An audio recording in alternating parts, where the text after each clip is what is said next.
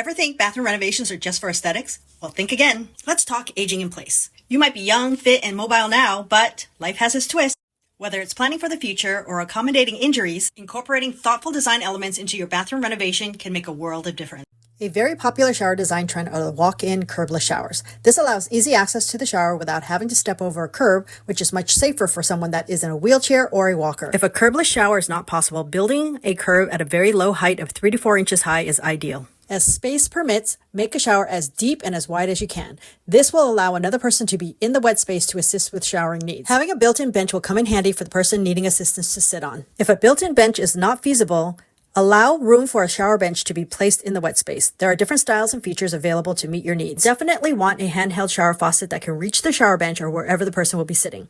A fixed shower head will not be sufficient. Grab bars placed on the shower wall, at the shower entry, and at the toilet will give you that added security and provide the stability needed just in case. Comfort height toilets at 16.5 to 19 inches from the floor, also known as ADA compliant toilets, are easier for people with mobility issues or who use wheelchairs to sit on and stand up from.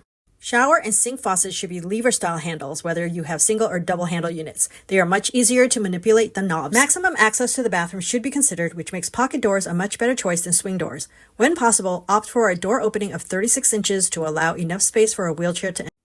Follow for more home renovation tips and resources.